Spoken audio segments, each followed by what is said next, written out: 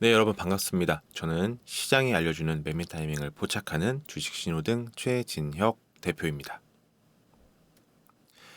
여러분들 지난 한 주간 잘 지내셨습니까? 최근에 조금 안 좋은 사건이 있었습니다. 삼가 고인들의 명복을 빌겠습니다. 다시는 이런 좀 사고가 일어나지 않았으면 좋겠습니다. 여러분들도 안전에 유의하시고 건강하시고 그런 연말 되셨으면 좋겠습니다. 자, 그러면은 한 주간 증시 포인트를 좀 정리를 해보는 시간을 가져보도록 하겠습니다. 지금 여러분들이 이제 이 방송을 제가 이제 제작을 하면서 방송을 이제 촬영을 하면서 어떠한 부분들이 좀 도움을 될까를 상당히 많이 고민을 합니다. 상당히 많이 고민을 하는데 아무래도 이제 뭐 종목들을 드리고 이 종목을 사세요, 뭐 파세요, 매도하세요, 매수하세요 이런 부분들의 내용들은 워낙 많기 때문에 저는 그래도 조금 이제 거시적인 부분들을 여러분들이 좀 볼 수 있게 한 걸음 혹은 여러 발걸음 뒤에서 아니면 전망대 같은 데 올라서서 여러분들이 증시를 좀 멀리서 볼 수 있게끔 좀 도움을 드리고 싶다. 이러한 취지의 주제를 가지고 여러분들께 내용을 전달해 드리려고 합니다.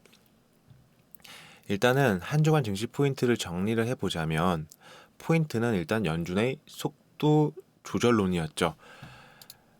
지난 22일이었습니다. 10월 22일 그때 이제 월스트리트 저널에서 연준이 12월에는 금리 인상 폭을 완화할 것을 고민할 것이다. 이러한 뉴스를 내보냈습니다. 내용을 보면 예상대로 11월, 이 11월이 이제 여러분들이 방송을 보고 계신 그게 이제 목요일 새벽일 테니까요. 그러면은 이제 목요일 새벽 3시에는 결과가 나옵니다.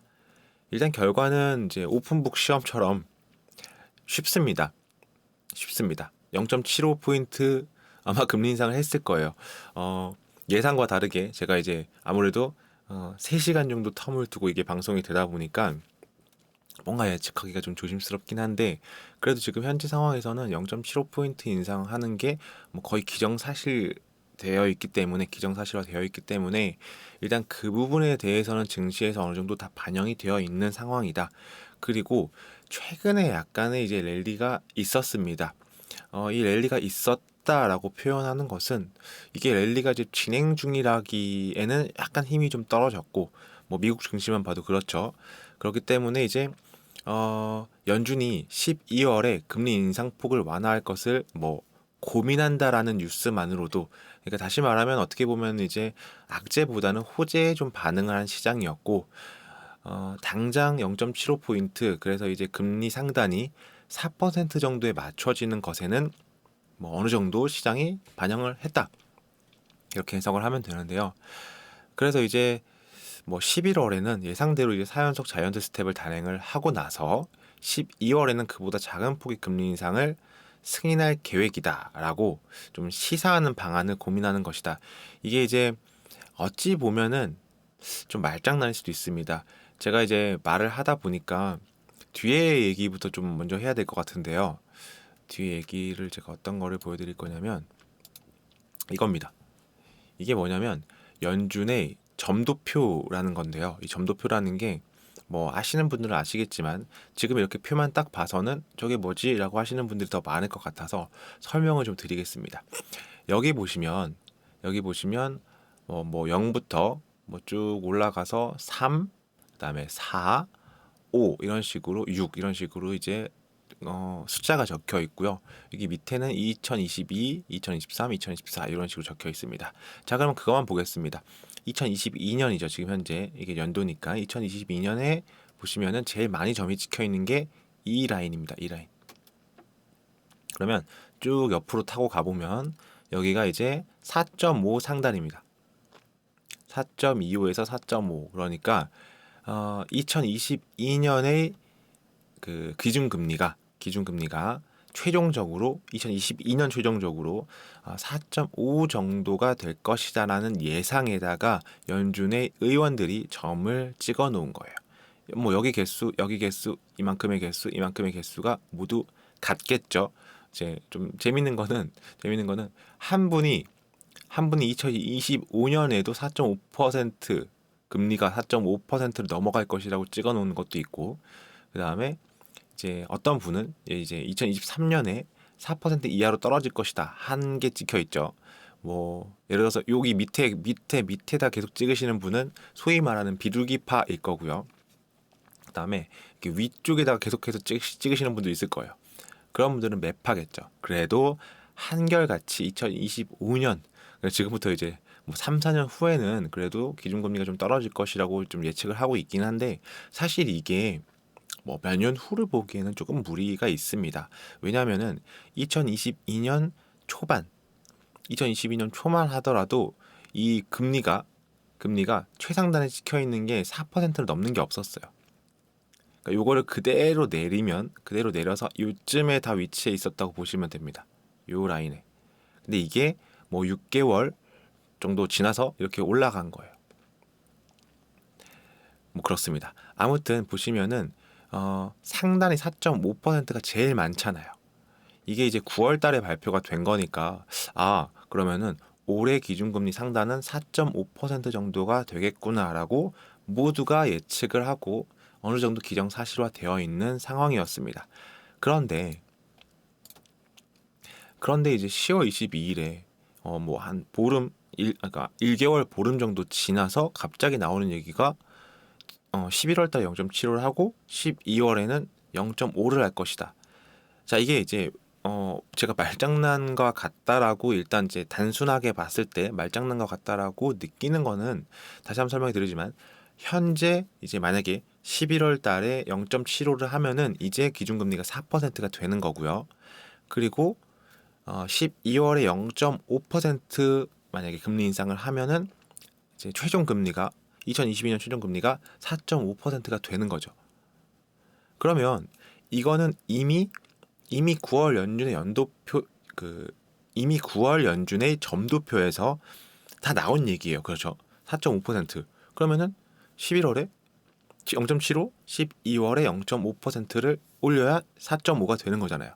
그런데 지금 이 0.75에서 0.5가 되는 것을 가지고 이러면 금리 인상 폭의 완화가 고민할 것이고, 금리 인상 폭을 좀 줄일 것이고, 연준의 그 긴축 기조가 약간 돌아갈 것이고, 그러니까 지금 현재 강력함에서 좀 완화될 것이고, 이런 식으로 해석을 한다? 그런 부분들은 조금 이제 고민을 해봐야 되는 거겠죠. 자, 아무튼 같은 날 공교롭게도 또 이 샌프란시스코의 여는 총재님께서 이 월스트리트 저널이 금리 인상을 조금 이제 완화할 것이다. 근데 이제 축소할 것이다. 이런 얘기가 나오고 나서 공교롭게도 이분도 단계적 축소를 논해야 하면서 이제 연준 의원이 얘기한 거니까, 이게 조금 이제 속도 조절론을 점화했다, 불을 좀 지폈다, 이렇게 보시면 되는데, 이분이 이제 메리 데일리라는 분이고 샌프란시스코 연방준비은행 총재예요.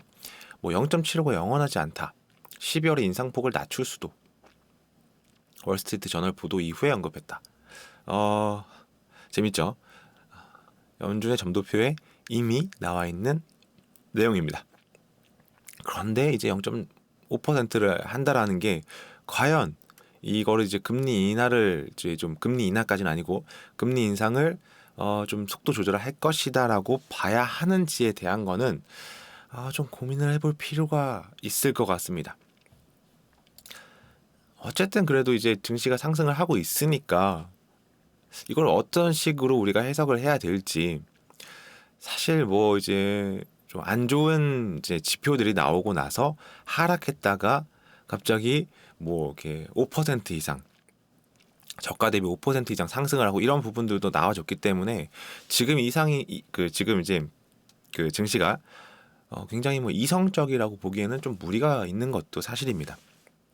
그래서 우리가 이제 전략을 좀 잘 짜야 되는데, 제가 말한 전략이라고 하면은 이따가도 설명을 한번 해드리겠지만, 좀 긴 추세를 보고 접근을 하시는 게 좋습니다. 이게 뭐 장기적인 뭐 투자를 해라 이런 얘기보다는 긴 추세가 지금 현재 어떤지, 간단하죠. 뭐 하락 추세인가 아니면은 상승 추세인가를 먼저 확인을 하고 그러한 추세가 돌아서기 전까지는 좀 같은 스탠스로 우리가 매매를 하는 것이 좋겠다. 만약에 본인이 나는 고수다, 나는 이제 뭐 매매를 잘 한다라고 하면은 우리가 이제 상승을 할 때도 차트를 잠깐 볼까요? 말 나온 김에. 자, 이게 코스피 차트입니다. 코스피 차트인데, 자, 이렇게 이 고점부터 한번 볼게요. 고점부터 보시면은 이제 이제 하락을 할 때도 만약에 결과만 놓고 보면은 여기서부터 지금 현재 여기죠. 물론 이제 저점을 찍으면 여기인데 이제 뭐 현재 상황까지 보면 여기에 주가가 위치해 있습니다. 그러면은 지금 이거를 이제 하락한 폭으로 보면 여기서부터 이렇게 떨어져서 대략 고점 대비 30% 정도가 하락을 했거든요. 코스피 지수가요. 자, 그러면은 이 하락 추세 속에서 움직임을 보면 하락을 했다가 상승을 보여주고 다시 하락을 했다가 상승했다가 하락했다 상승했다 하락했다 상승했다를 계속해서 반복합니다. 이런 식으로. 그죠? 그러면 내가 뭐 미래를 알 수 있고 엄청난 능력이 있고 라고 하면은 여기까지 하락한 거를 매수했다가 여기서 팔고 여기서 사고 여기서 팔고 여기서 사고 여기서 팔고를 계속 반복하면 엄청난 부자가 되어 있을 겁니다. 그런데 포인트는 뭐냐면요, 여러분들. 이거를 일단은 알 수가 없다라는 거죠. 그리고 하락과 상승을 반복한다라는 거를 모두가 알고 있습니다. 모두가 알고 있는데 그 폭과 기간, 그러니까 이 폭과 이 기간을 알 수 없다라는 거예요. 우리가 이것까지 다 맞춰야 비로소 수익을 낼 수가 있습니다. 하락장에선 말이죠. 상승장에서는 똑같아요. 상승은 똑같은데 여기서부터 뭐 보겠습니다. 보면은 상승을 하다가 하락을 하고 상승하다 하락을 하고 짧게 보면 그렇고 길게 봐도 이렇게 상승하고 이렇게 하락하고 이게 계속 반복이 됩니다. 여기서는 좀 급격하게 상승을 좀 보여줬는데 네, 이런 식으로 간다는 얘기죠. 그런데 이제 우리가 이 상승의 다시 얘기드리지만 상승의 폭과 기간까지 모두 맞추는 게 좀 어렵기 때문에 그나마 상승장에서는 그래도 뭐 어떤 종목을 가지고 계속해서 보유를 하고 있으면 이렇게 하락을 했다가도 상승을 보여주면서 우리에게 수익을 안겨줄 수가 있습니다. 상승장에서의 장기 투자는 내가 만약에 이렇게 하락을 여기서 샀어요. 여기서 샀다고 가정해 봅시다. 여기서 샀는데 이렇게 하락을 했어요. 이게 지금 포인트로 보면 대략 한 7%, 8%거든요. 이렇게 하락을 했습니다. 그러면 손실이 되게 커졌죠. 그런데 상승 추세에 있는 상태에서는 보유를 하고 있으면 어쨌든 올라줘요. 그런데 문제는 이제 하락장에서죠. 하락장에서 내가 여기서 매수를 했어요. 최고점에서. 그러면은 이렇게 하락을 하면은 기다려보면 오르겠지. 근데 본전까지 안 와요. 그러면 내가 이거를 어느 정도 오를 건지 예측을, 만약에 여기까지 오를 거라는 걸 알고 있다면 하락하고 여기까지 올랐을 때 팔겠죠. 약간 손실이 나더라도 말이죠. 이 최고점에서 여기까지 손실이 나더라도 팔겠는데 여기까지 본전까지 안 오면 보통 안 파시잖아요. 그죠? 안 팔아요. 안 팔면 갖고 있어요. 오르나 보다, 다시 올라가나 보다. 이제 이렇게 떨어졌으니까 이제 위로 오르겠지 생각하고 안 팔면 다시 하락을 합니다. 언젠가 오르겠지. 오르네. 다시 떨어지죠. 올랐다가 다시 하락하고 이게 계속 반복이 돼서 사람을 굉장히 좀 화가 나게 만들고 좀 뭐 미치게 만들고 이런 것이 하락장의 주식입니다. 그래서 지금 이 상승장, 지금 현재 상승하고 있는 이 상승폭을 만약에 지금 현재 하락 추세니까 내가 좀 이제 안전하게 매매를 하겠어라는 생각으로 아직 매매를 안 하고 있거나 현금을 보유하고 계신 분이 있다면 뭘 보셔야 되냐면 이렇게 차트를 보고 하는 것도 굉장히 뭐 물론 중요하겠지만 지금 현재는 거시적인 관점에서 파월의 입에 주목을 할 필요가 있습니다. 일단 이 정도 설명해 드리고요. 다시 돌아와서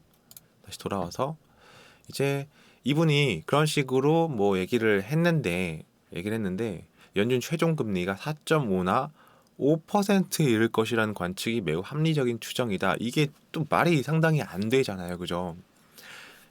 5%가 되려면요. 5%가 되려면 0.75를 하고 12월에 1%를 하면 5%가 되잖아요. 아니면 뭐 반대로 11월에 어쨌든 12월에 0.5를 해서 5%가 되려면 11월에는 1.25%를 해야 되잖아요. 그렇죠.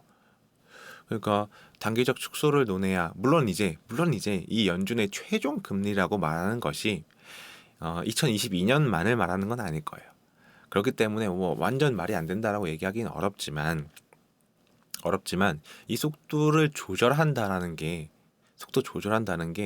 저는 제가 봤을 때 큰 거시적인 관점에서 크게 의미는 없다. 이거에다가 의미를 둘 수 있죠. 그러니까 의미가 없다. 왜 의미가 없냐? 속도 조절을 해서 당장 증시가 올라갈 수 있지 않느냐? 맞습니다. 맞는데 그건 이제 단기적으로 봤을 때는 그렇습니다. 그래서 내가 단기적으로 보고 현금이 풍부하고 그래서 연준에서 속도 조절을 좀 하겠구나. 어쨌든 간에 최종 금리는 4.5에서 5%가 될 건데 그게 뭐 내년 1, 2월 정도는 아니겠구나. 그러면 뭐 6월, 7월까지 천천히 좀 속도를 조절하겠다. 그런데 저는 뭘 봐야 되냐면 최종 금리를 보는 것이 맞다고 봅니다. 최종 금리가 몇 퍼센트냐? 이 최종 금리가 줄어든다. 그거는 굉장히 증시의 호재가 될 수 있다고 생각을 하는데 이 최종 금리가 5%가 언제 될 것이냐를 가지고 속도 조절론이다라고 해서 증시가 상승을 한다? 이 부분은 우리가 조금 생각하고 고민해 볼 필요가 있다는 얘기입니다. 이거는 이제 계속해서 제가 오늘 여러분들과 함께 얘기를 해보고 설명해 드려보고 할 겁니다. 자, 지금 이제 일단은 뭐 이제 그 샘프란 연은 총재님 얘기를 하고 속도 조절론 지난주에 이제 포인트를 좀 정리를 하면서 시간이 좀 많이 흐르고 있는데 일단 여러분들 지금 이 타이밍에서 자 아래에 우리 QR코드가 있잖아요. 이 QR코드를 스캔을 하시면 제가 이러한 얘기들을 혹시 이제 지금 영상을 처음 보시거나 아니면은 계속해서 제 이 방송을 보고 계신데 아직 안 들어오셨다. 그러면은 지금 들어오세요. 어딜 들어오냐면 여러분들 이제 많이 사용하시는 노란톡 메신저가 있잖아요.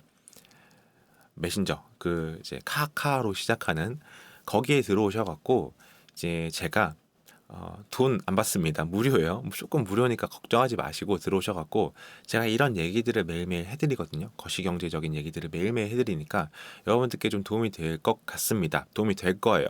그러니까 들어오셔서 장중에 제가 해드리는 뭐 뉴스들 이런 것들 이제 받아 보셔갖고 투자를 하시는데 좀 도움이 되셨으면 좋겠습니다. 제가 지난주에 뭐 이렇게 그 입장 코드를 안 하겠다라고 얘기를 했는데 많이 안 들어오셨어요, 여러분들이. 그래서 이번에는 그냥 이제 뭐 크게 입장 코드에 대한 의미가 없다면 입장 코드를 설정을 하도록 하겠습니다.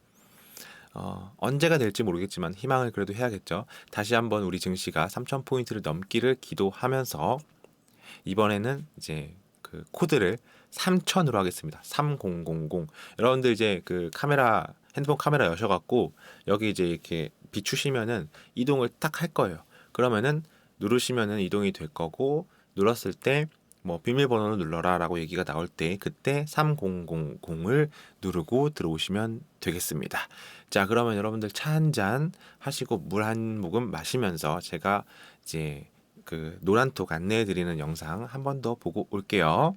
네, 여러분 노란톡에 오시면 어려운 시장에서도 최고의 대응을 할 수 있는 방법, 주식 신호등이 알려드립니다.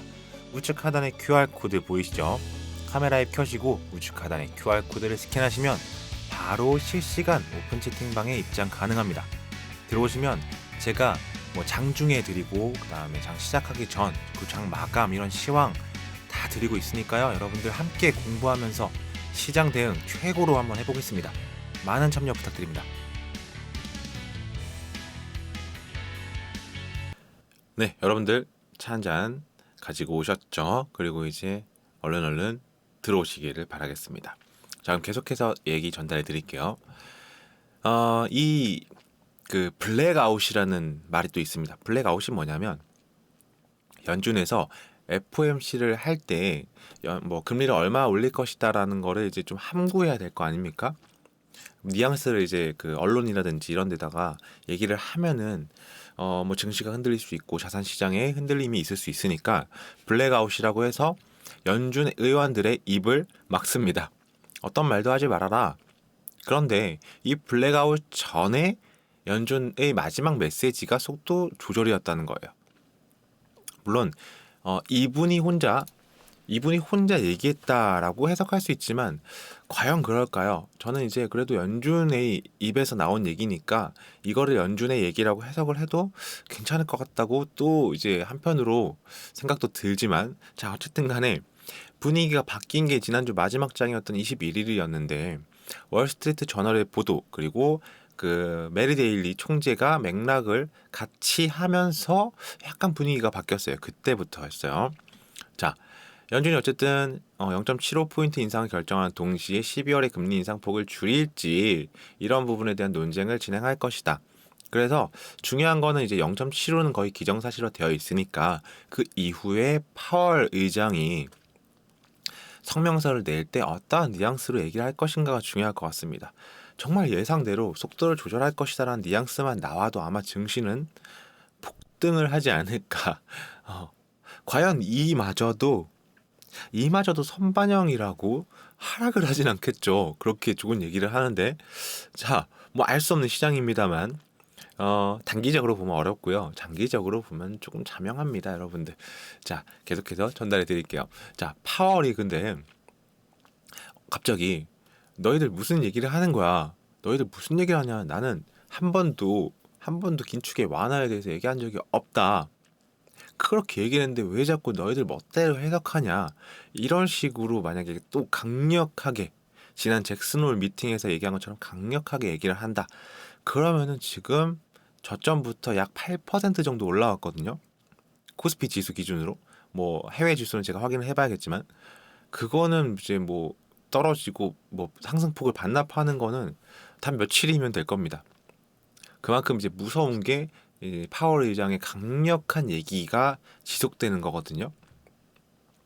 자, 근데 이제 여러분들이 영상 보실 때는 이미 결과를 알고 보시는 거고 저는 모르고 여러분들과 대화를 이제 지금 방송을 하고 있는 거기 때문에 상당히 좀 불공평한 상태에서 여러분들이 제 방송을 보고 계신 것 같은데 자, 아무튼 저는 제 할 일을 계속해서 해보도록 하겠습니다.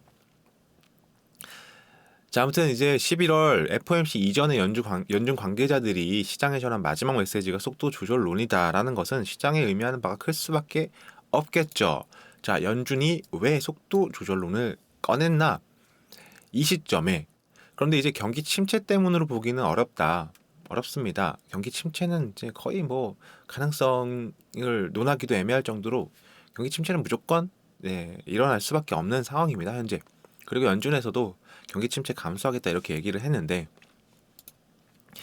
인플레이션 역시도 마찬가지죠. 인플레이션도 9월 소비자 CPI 이때도 좀 재밌었죠. 시장이 급락을 했다가 다시 급등을 하는 이 폭이 뭐 5%가 넘었습니다. 다우지수 뭐 이런 말도 안 되는 정말 엄청난 상승을 보여준 때가 바로 이제 지난 13일이었는데 아무튼 이제 인플레이션 수치도 계속해서 나왔고요. 그리고 9월 이번 주 발표되려고 했는데 발표가 됐습니다. 이 PCE도 월가에서 전년 대비 6.3%가 오를 거라고 했는데 이제 실제로는 6.2%가 나왔어요. 자, 이 개인 소비 지출이 뭐 그냥 PCE가 있고 근원 PCE가 있습니다. 근원은 여러분들 이제는 다들 아시겠지만 뭐 식료품 그다음에 유가 이런 것들을 뺀 거거든요. 자, 아무튼 이 근원 PCE를 또 보면은 하락을 하다가 다시 상승을 보여주고 있어요. 이제 물가가 안 잡힌다는 거거든요. 이제 이 개인 소비 지출이라는 거를 좀 이렇게 경기가 좋을 때 보면은 경기가 좋다는 얘기잖아요. 많이 사람들이 돈을 쓴다는 얘기니까.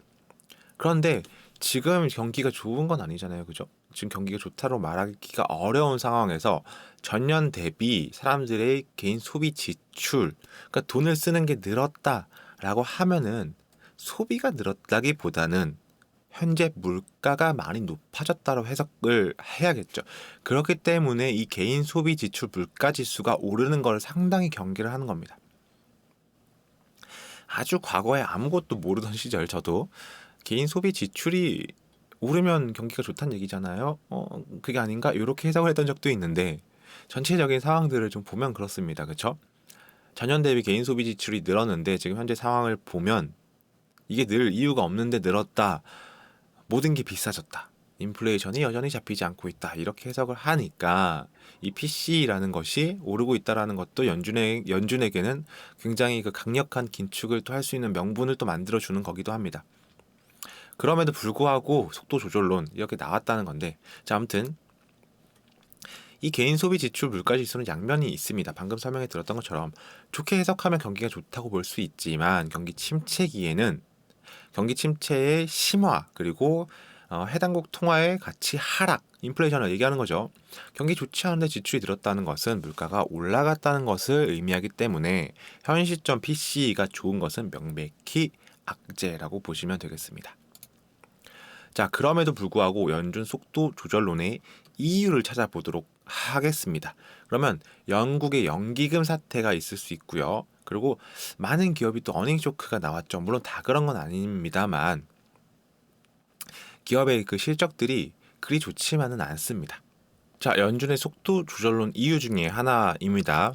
영국 상황이 상당히 안 좋았죠. 지금도 안 좋습니다. 지금도 안 좋은데 일단은 이제 뭐 CPI 이런 것들은 영국은 정말 엄청나게 막 10%가 넘고 있는데, 자, 아무튼 연기금 사태라는 게 최근에 있었어요. 이게 이제 채권 관련된 문제였는데 영국의 연기금 사태를 계기로 고강도 금리 인상이 전 세계에 불러일으킨 강달러의 부작용이 미국의 금융 시스템으로 되돌아올 가능성을 봤다. 뭐 이런 얘기가 있는데, 자, 아무튼 영국의 그 연기금 사태를 제가 간단하게 좀 정리를 해드려 보도록 하겠습니다.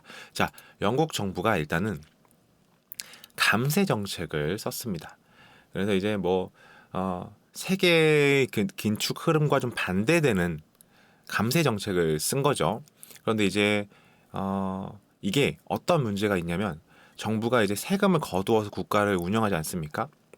그런데 감세 정책을 하면은 돈이 안 들어오니까 이 부족한 돈을 국채를 발행하게 됩니다. 근데 국채를 발행하게 되면은 공급이 느니까 국채의 가격이 하락하게 되겠죠. 국채 가격이 하락하게 됩니다. 이런 상태에서 영국의 연기금과 반대 행보라고 제가 적어놨는데 영국의 연기금이 국채를 담보로 해서 레버리지를 엄청나게 써서 파생 상품에 투자를 하고 있었습니다. 그런데 이 국채 가격이 하락을 하면 어떻게 되겠습니까? 마진콜. 이제 파생 상품이 레버리지를 엄청나게 많이 땡기니까 조금만 하락해도 추가 돈을 자꾸 넣어서 채워줘야 되는 거예요. 조금만 돈을, 그러니까 이제 조금만 하락을 해도. 그런데 영국 정부에서 감세 정책, 공급, 채권 가격 하락, 그러니까 영국 연기금의 엄청난 투자가 지금 위험해진 거죠.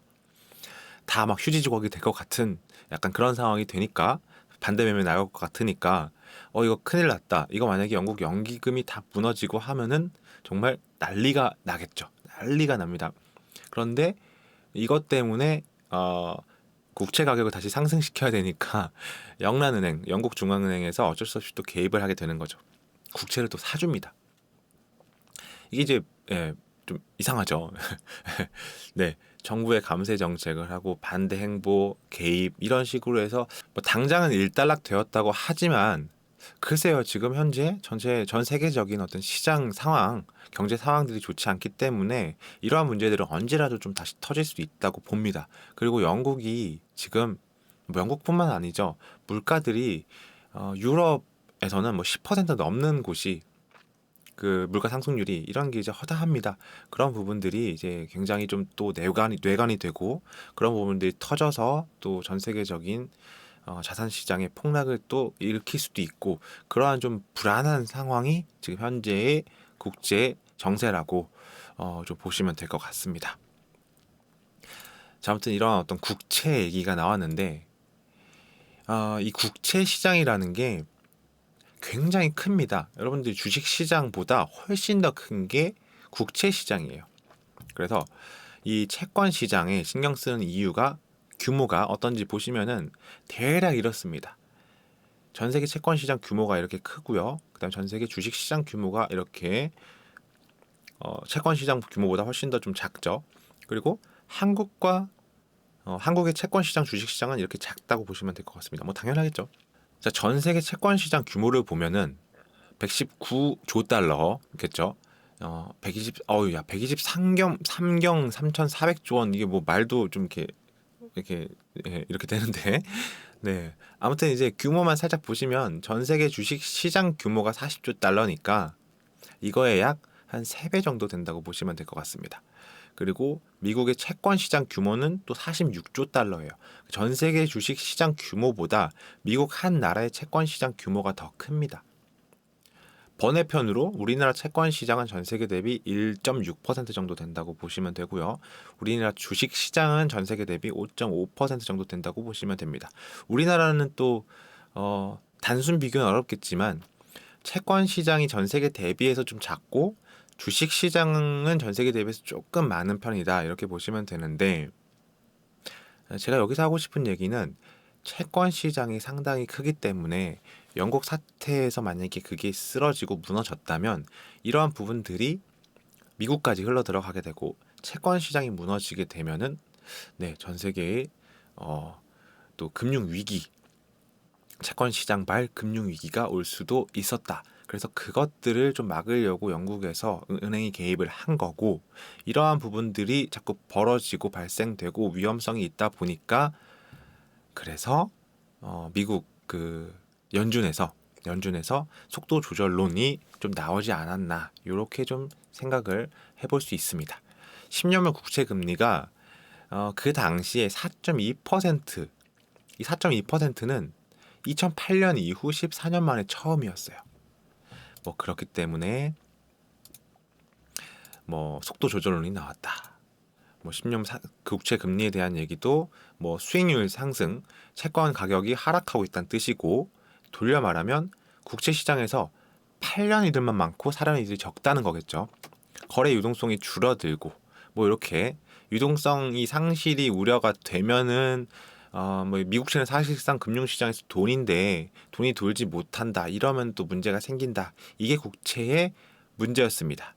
그런데 이제 현재 상황을 보면은 이제 국채가 4.2%에서 4.0560 정도로 조금 하락을 했는데 여러분들이 이제 어느 정도를 기준으로 보면 되냐면 4%를 기준으로 보시면 될 것 같아요. 국채 4%를 기준으로 보시면 됩니다. 이게 이제 10년 국채고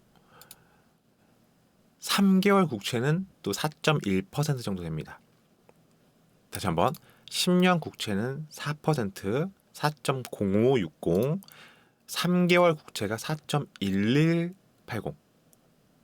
좀 이상한 점 없으십니까, 여러분들? 장기 국채, 10년 국채보다 3개월 단기 국채의 수익률이 더 높다. 자, 생각을 해보세요. 우리가 단기적으로 뭔가 투자를 할 때의 수익률이 장기 투자의 수익률보다 높다라고 하면은 누가 장기적으로 투자를 하겠습니까? 뭐 이거는 이제 주식 뭐 그 단타 무슨 뭐 개별주 단타 이런 거랑 좀 무관해요. 그거 말고 둘 다 똑같이 안전 자산이라고 하면은 내가 10년 정도 투자를 해서 길게 가져가고 했을 때 수익률이 높아야 되잖아요. 그런데 지금 현재 단기 3개월이 이제 초단기라고 보시면 되는데 이 3개월의 미국 국채 수익률이 10년물의 국채 수익률을 뛰어넘었습니다. 이걸 가지고 여러분들 많이 들어보셨을 거예요. 장단기 금리 역전이다. 그리고 이게 뭐냐면 이 회색 선이 경기 침체입니다. 회색 선이 경기 침체. 그리고 이 라인이죠. 요 밑에 있는 요 라인은 장단기 금리 역전이 되었을 때를 말하는 거예요. 자, 보세요. 장단기 금리 역전이 되고 경기 침체가 오고, 역전이 되고 경기 침체가 오고, 역전이 되고 침체가 오고, 역전되고, 이건 코로나 때 짧게 침체가 왔죠. 이때도 원래 저는 이제 만약에 시장을 그냥 내버려 뒀으면 여기 못지않은 큰 폭의 경기 침체가 왔을 거라고 예상합니다. 그러나 이걸 막기 위해서 전 세계에서 유례없는 유동성을 풀었죠. 자, 그리고 나서 지금 현재 여기입니다. 현재가 잘 안 보이시겠지만 지금 이제 역전이 돼서 살짝 내려온 상태예요.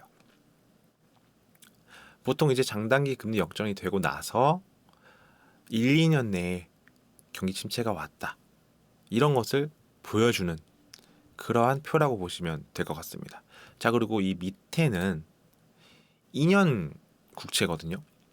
2년짜리는 거의 4.5% 가까이 육박을 하고 있어요. 자, 이거는 10년물과 3개월물의 역전이 일어났을 때 경기 침체가 오는 것을 보여주는 표고, 이거 같은 경우에는 10년과 2년이거든요. 마찬가지로 역전이 되면 경기 침체가 왔죠. 지금 현재 이 표를 보면은 확실하게 역전이 돼서 이렇게 많이 찍고 내려온 상태입니다. 그러니까 아까 3개월 물이, 사실 뭐 3개월 물이 조금 더 정확하다고는 얘기를 해요. 3개월 물은 지금 살짝 이렇게 역전된 상태인데 2년짜리를 보시면은 좀 분명하게 이렇게 하락을 해서 떨어진 상태. 그래서 제가 이제 이 표를 좀 준비를 해 봤습니다. 이게 이제 50분 정도 방송을 하는데, 이 50분이란 시간이 길다면 길고 짧다면 짧습니다. 여러분들 그래도 이제 쉬는 시간 잠깐 물도 한잔 하시고, 물론 여러분들은 이제 편안하게 뭐 이제 앉아서 물 한 잔 마시고 이렇게 누워서 보시는 분도 계실 거고, 뭐 일하시면서 켜놓으신 분도 계실 건데, 그래도 한번 물 한 잔 또 마시면서 제가 안내하는 또 오픈 채팅방 또 들어오셔야겠죠. 이러한 정보들, 이러한 얘기들 일주일에 한 번이 아니라 장중에 실시간으로 받아보실 수 있게 제가 준비를 열심히 하고 있으니까 들어오셔갖고 저의 어떤 그 시황들, 거시경제적인 얘기들 들어보셨으면 좋겠습니다. 자, QR코드 핸드폰 여셔갖고 촬영까지 안 누르셔도 돼요. 그냥 화면에 비추면 바로 나올 거고요. 입장 코드는 제가 이번에 3000으로 하겠습니다. 3000 누르시면은 입장 가능합니다. 그러면 추가적으로 안내해 드릴 테니까 여러분들 잠깐 쉬고 다시 돌아오도록 할게요. 네, 여러분 노란톡에 오시면 어려운 시장에서도 최고의 대응을 할 수 있는 방법, 주식 신호등이 알려드립니다. 우측 하단에 QR코드 보이시죠? 카메라 앱 켜시고 우측 하단에 QR코드를 스캔하시면 바로 실시간 오픈 채팅방에 입장 가능합니다. 들어오시면 제가 뭐 장중에 드리고, 그 다음에 장 시작하기 전, 그 장 마감, 이런 시황 다 드리고 있으니까요. 여러분들 함께 공부하면서 시장 대응 최고로 한번 해보겠습니다. 많은 참여 부탁드립니다. 네, 여러분들 차 한 잔씩 하시고 물 한 모금 마시고 오셨죠? 네, 오픈 채팅방 항상 열려 있으니까 여러분도 언제라도 들어오시기를 바라고요. 자, 장단기 금리차와 경기 침체에 대한 얘기 좀 해드릴게요. 자, 주로 단기 금리는 기준금리의 인상으로 인해서 높아집니다. 이제 뭐 3개월, 2년짜리 이런 거는 기준금리가 인상하면서 돈들이 이제 좀 안전자산 쪽으로 이동을 하겠죠. 그래서 이제 단기간으로 올라가는데, 이 장기금리 같은 경우에는 미래에 대한 불확실성으로 인해서 낮아집니다.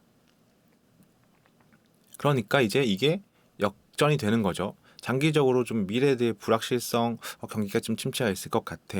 그런데 단기적으로는 기준금리 인상, 이러한 현상으로 인해서 역전되는 겁니다. 그리고 나서 이제 시간이 흐르면 뭐 1, 2년 후에 경기 침체가 발생을 했기 때문에 이러한 그 금리 역전 현상, 장단기 금리 차가 이제 벌어지면은 이를 경기 침체의 신호로 인식을 하는 거죠. 미국에서 지난 13번의 경기 침체를 분석해 봤을 때 그 중에 10번 정도는 13번 중에 10번은 장단기 금리 역전 현상이 발생한 1, 2년 후에 침체가 발생했다고 하고요. 또 이 경기 침체를 어떤 식으로 보느냐에 따라서 어떤 전문가들은 13번 중에 13번 모두 다 장단기 금리 역전 현상이 발생한 후에 경기 침체가 발생했다고 말하는 전문가도 있습니다. 자, 다시 쭉 돌아가 보면 근본적으로 연준이 과연 12월에 0.5%포인트 인상을 결정할지부터가 미지수란 지적도 있습니다. 비둘기파 말고 매파 있죠. 매파들은 뭐 찰스 에반스 총재, 데일리 총재 이런 분들은 이제 비둘기니까 매파들 사이에서는 이 인플레이션이 지금 40년 만에 최고치를 계속 달리고 있는 상황에서 그들의 주장이 힘을 얻기는 좀 어렵다. 지금 시점에서 정책 결정을 잘못하면은 비용이 좀 크다. 그래서 연준의 논쟁이 만만치 않을 수 있다라고 지적을 했습니다. 이 방송이 이제 뭐 나갈 때쯤이면 연준의 금리 인상 및 파월의 기자회견이 좀 끝난 상황일 텐데요. 어쨌든 포인트는 파월의 입입니다. 파월 의장이 어떤 식으로 얘기를 할 것이냐. 지금 0.75가 갑자기 무슨 0.5가 되고 1%가 될 확률은 굉장히 희박합니다. 굉장히 희박하죠. 그런데 뭐 다음 FOMC 12월 FOMC에서 어떤 식으로 금리 인상을 결정할 것이고 어떠한 기조를 연준이 할 것이고 이러한 내용들을 이번 FOMC 성명서에서 파월 의장이 얘기를 하는 그 뉘앙스에 따라서 시장이 요동을 칠 것 같아요.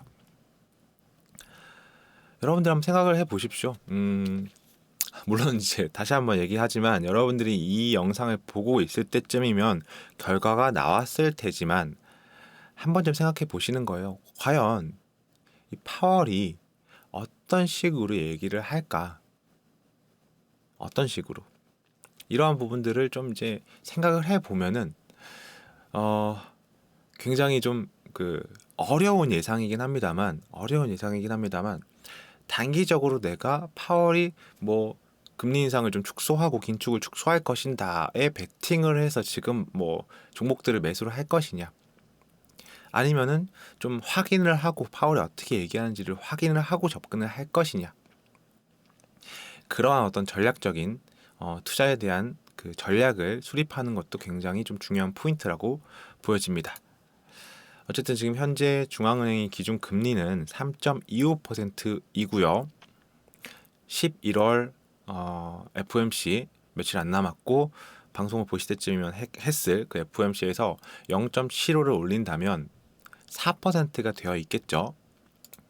점도표는 아까 보여드렸다시피 올 연말 4.5%를 보고 있고 내년에는 5%를 보고 있는데 이 점도표라는 게 12월 또 나옵니다. 그러니까 12월 FOMC가 끝나고 점도표가 또 나오는데 그때도 또 요동칠 수 있겠죠. 만약에 12월 FOMC가 끝났는데 이 점도표가 아래로 좀 떨어졌다. 혹은 위쪽으로 더 올라갔다. 막 5.5까지 막 상단이 이렇게 2023년 상단이 여기까지 막 찍혀 있어요. 그러면은 또 요동칠 수 있는 겁니다. 상당히 요동을 칠 수 있겠죠.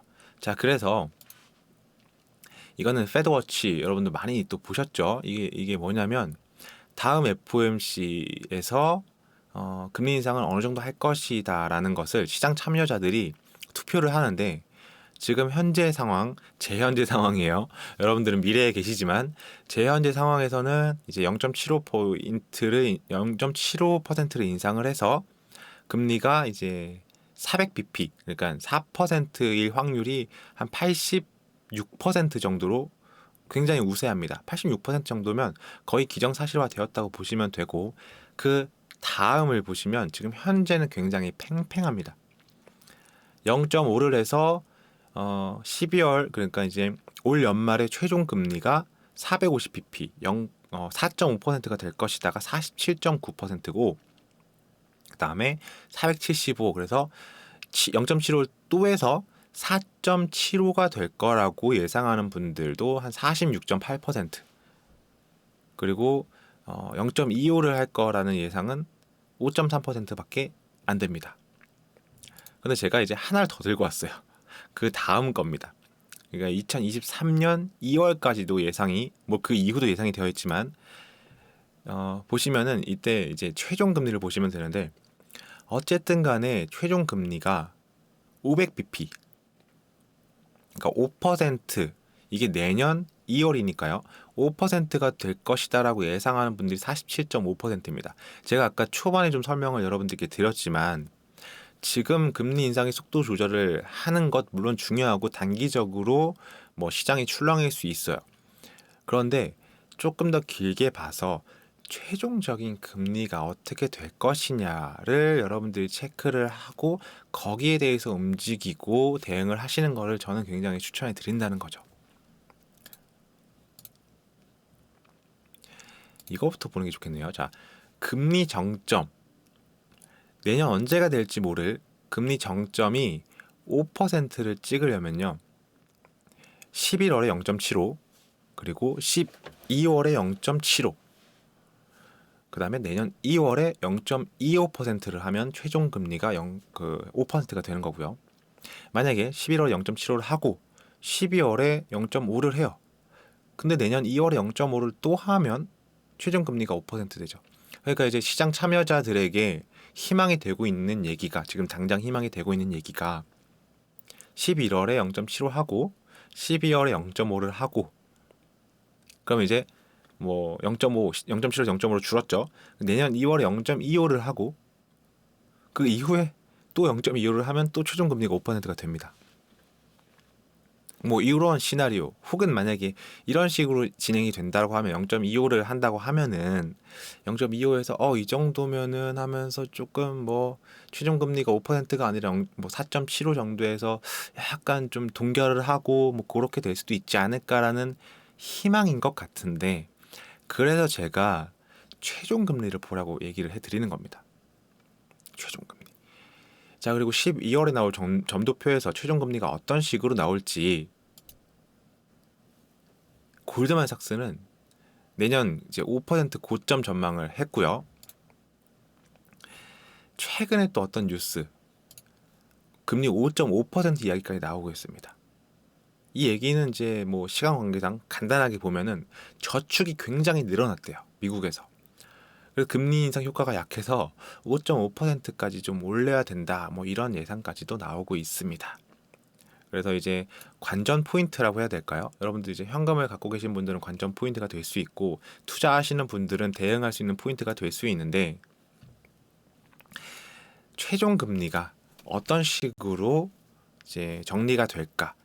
4.75면은 너무너무 좋을 거고, 5%가 지금 최종 금리 기정 사실화 되어 있는 상황이고, 이게 만약에 12월 달에 뭐 5.5가 되고, 그러한 여러 가지 부분들이 FOMC의 성명서에서 11월 달 파월의 입에 달려 있다, 모두가 주목하고 있다, 이렇게 좀 정리를 해볼 수 있을 것 같습니다. 자, 오늘 제가 준비한 내용은 여기까지고요. 다음 주에 또 만나 뵙도록 할게요. 자, 저는 지금까지 시장이 알려주는 매매 타이밍을 포착하는 주식 신호등 최진혁 대표였습니다. 감사합니다.